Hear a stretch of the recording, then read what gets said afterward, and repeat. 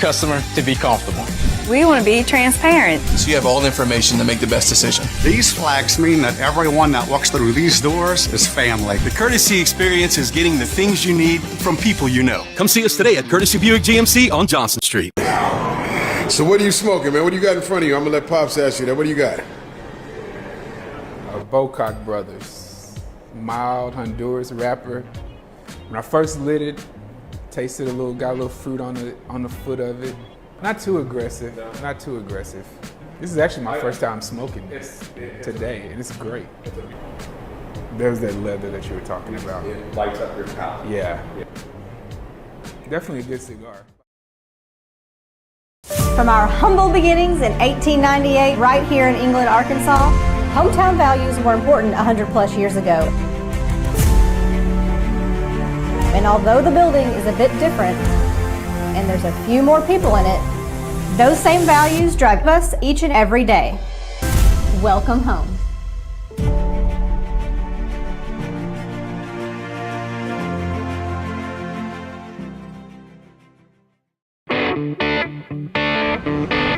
One of our, long-standing traditions here is that nobody sleeps hot. We're authorized dealers for Carrier and American Standard. We have more than one major line of equipment because we want our clients to have an option as far as what they put in. NOLAAC.com is our webpage. We have a lot of information about our company, about the employees of the company, and the services that we provide. It's a Cajun tradition to drink into the wee hours of the night. And here at LSU, they do that in a party oasis known as Tigerland. With that being said, there's one that towers above the rest. It's called Fred's, and it has a captivating tagline. Fred's, we do the fucking. On Top Sports, everything's better on top.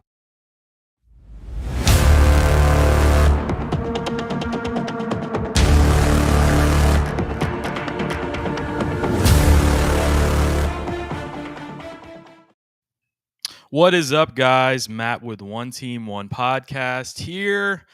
Nice little Thursday. We are going to be doing live Thursday shows now. So I've made the executive decision. I've set my schedule. It's going to be live shows on Thursday at 6 o'clock. And to hell or high water, we're going to make it happen. Get back in a little bit of a routine. Kind of died down a little bit after football season, but we're going to get back into it. Got some good topics to talk about tonight. Obviously, if you to take an old Will Wade quote, if you've been living under a rock, the hot topic on Twitter today, and really for the last week, has been the Dale Brown court situation. I have some things I want to talk about with that. May not be exactly what you've heard. I've been listening to some of Jordy's stuff, and of course Matt Moscona is doing his media campaign on it. Tim Brando obviously is acting like a complete asshole everywhere about it. So kind of have my thoughts about not only the renaming, because it's bound to go through tomorrow. If it's going to be on the docket, they're going to vote on it. It's done. But then my thoughts on Dale Brown and kind of like the history of LSU basketball, all the way to Will Wade.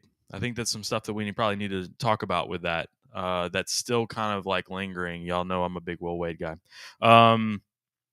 Also, we got the big women's basketball game. So they just actually asked Kim Mulkey about the court situation, but they have a pretty big basketball game on Sunday. So we're going to talk about that a little bit. I'm not going to go into the weeds with women's basketball like I'm some knowledgeable person, but it's a huge game on the Super Bowl Sunday. I think it's something we probably need to talk about. And it's almost like we want to talk about everything other than men's basketball right now. So anything that we can talk about before we jump into men's basketball, which is the shit show, which is LSU men's basketball. And everybody's still tiptoeing around Matt McMahon, blah, blah, blah, blah, blah. Okay, it's 11 in a row we've lost, and it hasn't been pretty.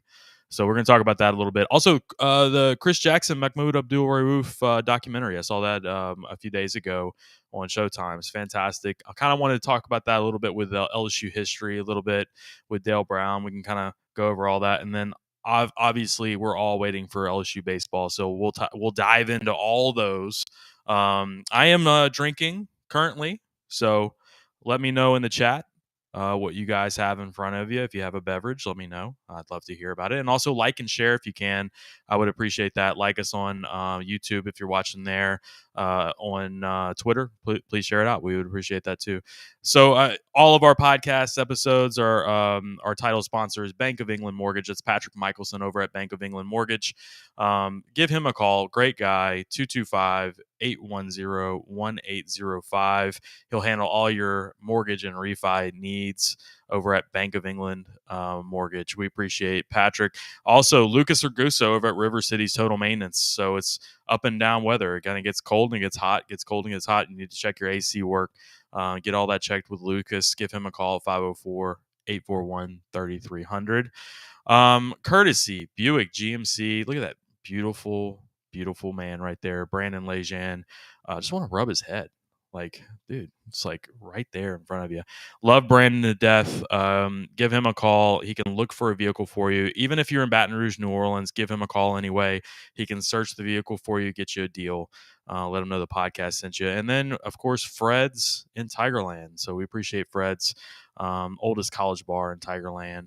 Oldest college bar in Baton Rouge in general. So give Fred's a shot one day. They're an event venue. They have concerts going on all the time. Go get you a screwdriver at Fred's. And then lastly, Bocock Brothers Cigars. Be cocky. I got a hat on right now, actually. Bocock hat. Love Bryant and Doug. They're in Houston right now with their LSU grads doing great things in the cigar industry. Go to bocockbrothers.com. We appreciate those guys. All right, so let's get into it. Everybody's been talking about it. I'm going to talk about it too. I probably should have had this podcast 2 days ago because I feel like every time I hear somebody talk, I'm like, you're fucking stealing my thunder at this point. I want to talk about what I want to talk about. So, as you know, it's Dale Brown Court. Got named Dale Brown Court last year at the Kentucky game, I believe. And Board of Supervisors approved it. Comes over the top this year that, there's some sneaky stuff going on and they're trying to rename the court underneath Dale Brown's nose, and it's going to be really nasty, and it's what a disgrace this is to the great Dale Brown. It's kind of the media campaign that we've been hearing over the last week. Talked to a few people that are probably in the know, but it is what it is. I'm a fan. I'm not in media, so I got a mic. I'm like Tim Brando would say, I'm a fan with a mic and a YouTube channel. So whatever. But here's my thoughts. Sounds like they tried to rush Dale Brown's name onto the court last year and they got it done. They rushed it. They didn't go through all the process, but they did it. Now there is somebody that wants Sue Gunner's name added to the court and did want it last year and now is going through the correct process to get it done. The same cronies, we'll call them, that pushed it through the first time are now pissed off. And now they got egg on their face and they're pissed and they're making loud noises, yelling at clouds, things like that. If you think otherwise, let me know in the chat because I'd love to kind of debate this if I can with somebody, but that's what I'm hearing.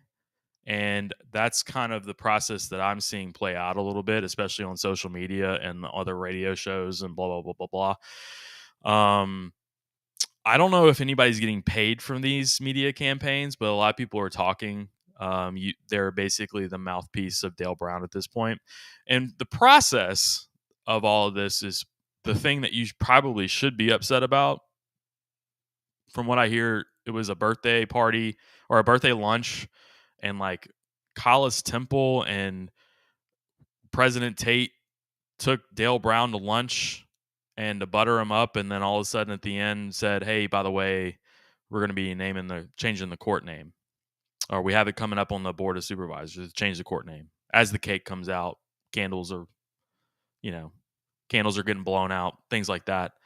If I can imagine how it would go down. But obviously, he's not happy about that. And he wants his name on the court. He had his name on the court. And now to change it after you did it does look stupid. But what I'm going to tell you is like, karma's a bitch, bro. Karma's a bitch. And I'm going to take a little bit of a different side, and I'm going to bring an equation into this that probably other people haven't been doing, but I feel so strongly about this that you fucked over Will Wade. It's going to come out in about a week that Will Wade's going to get off scot-free. LSU basketball is not going to have any sanctions or anything like that. Will Wade's going to be coaching somewhere next year, possibly Ole Miss. LSU's in the middle of a 11-game losing streak. No silver lining in sight at this point. You brought in the 11th ranked recruiting class last year, the number 17th ranked portal class last year. This year you have a 4-star coming in, another swing player. That's it. Everybody's want to give Matt McMahon a shot. It's kind of not what I'm talking about here, but things look like shit like right now for LSU basketball. Well, let's go back about 3 years ago when the whole Will Wade drama started. And if you remember, guys like Pat Forty, guys like Dick Vitale were yelling at the clouds like they do. There was some rumor about, was Dale Brown part of this media circus? There is some animosity between Dale Brown and Will Wade, and there was. The problem that I always found with that is that Dale Brown and Will Wade were basically the same guy. And I'm a child of the 80s. I remember watching the 86 basketball team. I was 8 years old. I watched the 86 basketball team. Don Redden was my favorite player. John Williams, Ricky Blanton, all those guys. I loved that team. Dale Brown had the same demeanor as Will Wade. He was fiery. He was motivating. He wasn't the X's and O's guru, kind of like Wade. Everybody complained about his X's and O's. He hated the NCAA. Recruiting tactics were very, they paid players. Got busted. Dale Brown got busted for paying players. Just like Will Wade. We paid Lester Earl. Lester Earl came clean. Johnny Jones was the bag man. Guess who we hire a couple coaches later? Johnny Jones. My problem that I'm seeing is that one guy did it, then got mad at the other guy for being brash and probably kicked him out of practice one day, or some crap happened behind the scenes that we don't really know. Pissed off the old guy. He goes and tells his friends there's a witch hunt for Will Wade. Obviously, Will Wade did what he did, and I mean, you can't be caught on tape saying anything. It's a witch hunt. They're going after a guy. You got scapegoated in this whole thing. Should have never said anything to the NCAA. Scott Woodward should have never said anything to the NCAA. It would have been a big nothing burger. But at the end of the day, it is what it is. I don't like the fact that we're now celebrating one guy and firing the other for doing the exact same thing. I know how long Dale Brown coached for. I loved all those teams. I loved that era. I mean, hell, I got a Shaquille O'Neal jersey right over there. I loved it. But I remember what we did to get those guys. And it's okay. In the chat, I don't like naming courts or fields after some former coach. Do you rename it when another person wins a national championship? Name the stadium, facility, and that's it. I agree with that. I think this is all bull. Who cares? And that's the name of this podcast episode. Who cares court? Who cares? Bryant Gunner Court sounds great. I saw on Twitter today, Bryant Denny Stadium. I'm fine with it. Who cares? Move on. I understand sticking up for Dale Brown if you're a fan or if you're a friend. But at some point, let's move on. We have been in a 3-year negative media cycle for LSU basketball. And guess where we're at? Guess where we're at right now? We're at the bottom of college basketball right now. The bottom. We were way up here. Elite Eights were coming. I mean, we're at 1, but we're at the bottom. And there's no end in sight because people don't want to leave this shit alone. Tim Brando is out of freaking control on social media.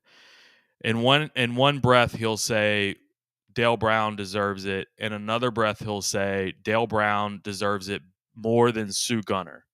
And at that point, bro, get a life. No, Sue Gunner may not have done as much for LSU sports as Dale Brown, but dude, the lady's passed away. If somebody wants to name a court after her and it gets approved, get out of the freaking way, bro. Who are you? If you had my laurels, it'd be freaking Pokey Chapman Court. The Wade/Chapman Court. How about that? Does that make everybody warm and fuzzy? Probably not. Anyway, I thought this was a huge overreaction by the media, national and local.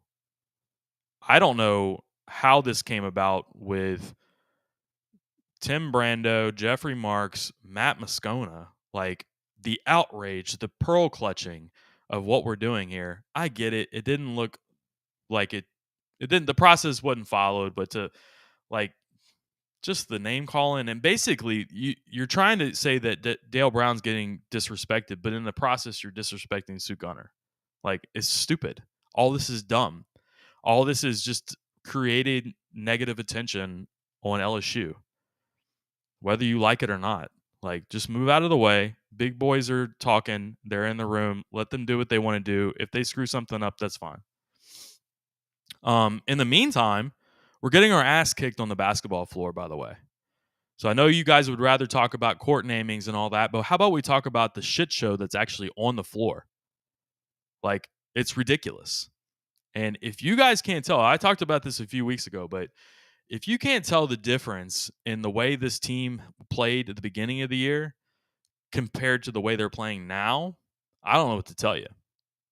I was listening to some radio people today talking about, well, it doesn't look like they gave up yet. What are you watching? They look like a team that quit to me. They beat Arkansas, played Kentucky close, lose by 3, get completely bullied by Texas A&M, and the wheels fell off. That looks like a team that quit. I'm watching Wake Forest beat North Carolina the other day. We beat Wake Forest. You're seeing Kansas State having a really great season this year. Maybe a top 3 or 2 seed in the tournament. You know, we could have easily beat them in a preseason tournament. This isn't the same team anymore. Not even close. You have to start looking at Matt McMahon. I heard a few comments about that today. Like, maybe we still need to give him a little bit of a chance. Yeah, you give him the rest of the year, obviously, but then next year he's going to bring in his own guys. And if you finish 6-12 next year or something like that, he's on the freaking hot seat. This is on Woodward at this point, especially if Will Wade's coaching again. It's the blackest eye ever. Got to right this ship. The negative media attention is not doing any good for anybody. Move the freak on. Get over it. It's going to be Brown Gunner Court by tomorrow. And move on. It's a nothing burger. It's not going to be as big of a deal as you think it's going to be. Dale Brown's still on the freaking floor. It's all right. But let's stop with the whole Dale Brown is the greatest thing ever media circus. He went to 2 Final Fours. He brought in a lot of good players. Hell, when he retired, I believe he was the second winningest coach in SEC basketball history behind Adolph Rupp. He's got a lot of great things. But I guarantee you, if you talk to a lot of people that are my age, they're going to, first thing they think of Dale Brown is they're going to think of Chris Jackson, Stanley Roberts, Shaquille O'Neal, and losing in the round of 32 to Georgia Tech and Kenny Anderson. I remember that vividly. Obviously, he did great things here, but let's not make him out to be some like pioneer of the game. Yes, he left us with a dumpster fire of a program that John Brady had to rebuild, just like Matt McMahon's trying to do right now.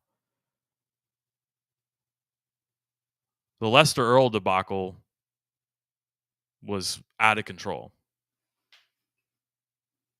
So I heard John Brady today. I'd love to get. I'm gonna talk to Coach and see if I can get him on one day. I don't think he's gonna say anything differently, but he's got a lot of parallels to what this Matt McMahon team is having to go through as far as, started from complete scratch with the roster. I think he won 2 SEC games his first year. It's a very fun team to watch. I can tell you the difference between that team and this team that we're watching now is they played with heart and like effort. You couldn't out effort those guys. They played hard. They did not belong on the floor at all. I still think we have some talent. There's a lot of these guys that won 30-something games at Murray State last year. I know it's not the SEC, but there's still some talent there. You can't tell me that KJ Williams isn't talented. Adam Miller was a, all Big Ten guy as a freshman, third team. They're not playing right now. They're not playing hard. They've given up. It's okay to say it. It's okay to criticize Matt McMahon. Okay, so getting off my little tangent on the court naming and LSU basketball. Huge game at South Carolina. Just saw Dawn Staley on SportsCenter talking about it. South Carolina is of course, they've been in the top 5 of women's basketball for the last I guess 5 to 7 years. I believe Dawn Staley's been there running that thing. Very dominant, senior laden, a lot of depth, all that. I think it'll be a very tough place to play, I'm sure. Kim Mulkey and Dawn Staley don't really like each other. It'll be fun to watch. It'll be a great Sunday viewing. I'm pretty sure everybody's going to be glued to that locally here from 1 to 3. Little pre-kick action for the Super Bowl. I like that. So really looking forward to that.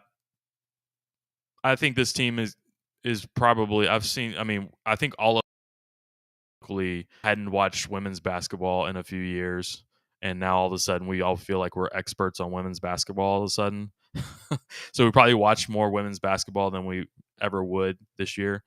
I even saw some Stanford and UConn and some of these other teams play. LSU can play with any of those teams. I kind of think LSU can make it to the Final Four at least and kind of go from there. A team like this with South Carolina might have a lot more depth than LSU. You might see maybe some different styles that we've had to play so far because we haven't played a team like this obviously all year, which has been one of the knocks on LSU was their strength of schedule. So we'll see that. It'll be fun to see Kim Mulkey and Dawn Staley go at it. I would like to see some angry faces at each other. Maybe we can, I don't know, maybe yelling at each other. I'd love to see that. A little precursor to the Super Bowl. Would love that. Chris Jackson documentary. Let me know in the chat if you've seen it. It's on Showtime. Mahmoud Abdul-Rauf, I should say. I'm always going to butcher that. Great documentary. It went in, obviously, it was called Stand, and it was about his sitting for the national anthem. That was what it really ended up being about. But it goes into a lot of his journey as a youth in Gulfport all the way to LSU. Talks about Tourette syndrome a lot and what he had to go through, not only in college but when he got to the NBA. A lot about his high school years, things like that. But then, of course, he converted to Islam, changed his name when he was at the Nuggets, went through some weight issues. The most fascinating part of that documentary that I found was there was a doctor that was talking to him about his Tourette syndrome and basically helped him along, like in high school, even with it. He talked later on about Chris Jackson at the time, saying that the Tourette's may have actually helped him become a better basketball player because he was dealing with so much OCD, perfection. Every time he would do something, he would have to like do it again, shoot to always make it perfect. That repetition and that practice made him obviously a better player. But without that Tourette syndrome, he may not have had to do that in his mind. Crazy to think about, especially shooting free throws. I think about that. Like, I think it was a time where he hit like 283 free throws in a row. Can't do that without practice and repetition, obviously. So I thought it was a fascinating documentary. Go check it out on Showtime, called Stand. Really great stuff. Obviously, it goes into, when he's he basically gets blackballed out of the NBA for his stance on the national anthem. And this was like way before Kaepernick, obviously. But then also he has some things about 9/11 that he talked about. It kind of got out of hand for him, I think, and a little too much, and nobody really wanted to touch that probably PR nightmare at that point. So I think they don't talk about this, but he went on to European basketball after that. And then now he came back and he's actually a skill development coach for, I think, the Warriors. So go check it out on Showtime, called Stand. He's not might be. He's the greatest. He's the greatest LSU basketball player I've ever seen. I mean, I've seen Shaq. Obviously, I haven't seen Pete Maravich.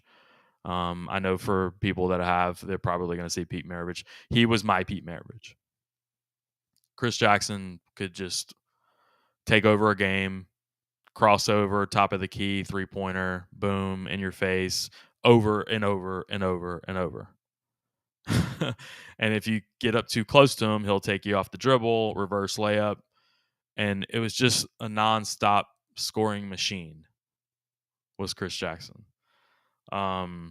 If you don't know, if you're younger and you haven't seen him, go check out highlights because he was amazing. And they talk a little bit about his weight. Like he may have gained a little weight and lost weight back and forth. And he said his optimal playing weight, he was actually too heavy in college. So he wished he was a little bit lighter in college. Yeah, and I think a lot of that had to do with the Tourette's medicine he was taking. So go check it out. Stand on Showtime. All right, go shift a little bit back to men's basketball before I get off of that. They had some recruits come in last year. I think you got Jalen Reed, you got Tyrell Ward, Sean Phillips. Tyrell Ward was a 5-star. Reed and Phillips both 4 stars. They were the number 11th ranked recruiting class in the country. For people that say we don't have anybody, just number 11. It could be worse. You could have had the number 30th. Get the number 11. My question was always, why aren't these guys on the floor? Why aren't they being developed? What's going on? Red alert, right? You already started with 0 guys. Moani came back. Juice Williams came back.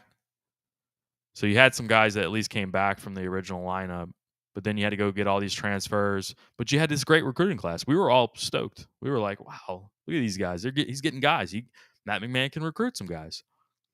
Well, I've heard from some people that these recruits don't have a very high IQ. Basketball IQ, I should say. And they may have been the leftover guys from a recruiting cycle that they had to just get some guys. And they brought them in. They're struggling. Tyrell Ward played a little bit last night, but he just doesn't look like a 5-star by any means. He was the number, I want to say, 34th ranked player out of high school last year. Guys, that ain't it. So I'm tired of hearing the excuses for this basketball team. There were guys that got brought in. Either you misevaluated them or they're not being developed. One or the other, and that both falls on the coaching staff. I'm sorry. I'm sorry. I'm sorry the hand that you were dealt, but you are going to have to take some blame for this. It's a business, guys. It's okay to criticize. I would love to see them get better, but right now they're not. Nobody can score on the team. I've heard there's some bad apples possibly. There's a lot of shit talking going on behind the scenes with the players to coaching staff, things like that. So sounds like a team that's in turmoil, which isn't a great sign for a first-year coach that's having to deal with all the things that Matt McMahon had to deal with. So keep it in mind as you keep watching LSU shit show of a basketball season. Let's move on to LSU baseball, shall we? This it's coming up here pretty soon. Not this weekend, but next. Western Michigan, the powerhouse baseball program of Western Michigan out of Kalamazoo, coming into Alex Box. Very excited for baseball season. I think everybody is tired of hearing about LSU basketball. When women's basketball, no offense to women's basketball, they're great, but when women's basketball is the best thing going on in February, we really need baseball. The court naming, we can drop all that crap off. Like, baseball season's here. So I feel like everybody's going to really gravitate towards baseball this year more than ever. First of all, that we're ranked number 1 in every publication, but we just need it so bad. Now, I am really looking forward to the first midweek game that we lose to a team that we shouldn't lose to, and the melt that'll happen across LSU when we lose a midweek game. But I can't wait for that. I live by that stuff. Very much still looking forward to a batting lineup. And I remember, I think it was a couple weeks ago, I had a podcast and we had put out right before the podcast a projected batting lineup. It was by Glenn West at 247 had put it out, and his projected batting lineup had, I believe it was Pearson leading off, Trey Morgan second, followed by Cruz and White. And I was really concentrating on the top 4.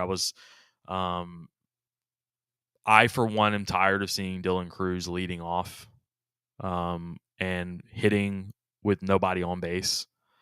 And I feel like that's been his entire career here. He hadn't had any guys on for him pretty much the entire time. And I'm just tired of seeing it. Like, I feel like you have a loaded enough lineup to where you can move this guy to the 3-hole. He's a 3-hole hitter. People that are saying that he's not a 3-hole hitter, that's just crazy. I don't care what the analytics are telling you. I know he's going to get a little bit more of as many at-bats as possible as a 1 guy, but like, man, if you're leading off with nobody on base and you hit a home run, that's a wasted opportunity. Somebody could have got a walk, get hit by a pitch right before him, get on base. Even as a 2 guy, I'd take that before a 1. So it sounds like they're going to lead him off again. He's going to be the 1-hole. And I told one guy on Twitter that every time, he was adamant about how he needed to be in the 1, leading off. I'm adamant about the 3-hole. And you're not going to change my mind about it. It's going to be probably a forever baseball debate. But, and there's a lot of forever baseball debates, by the way. But I told this guy I was going to tag him every time he hits a double or a leadoff home run this year, or an extra base hit leading off with nobody on base. I'm probably going to tag him. Then I also told him, if Cruz is leading off, I swear to God, if I see Alex Milazzo in the 9-hole, I will riot. I will go in front of Alex Box Stadium and riot. I will protest. I will put signs up. We'll get a crew. We'll get some guys. We'll have signs. We'll picket Alex Box Stadium. Cruz has to have guys in front of him.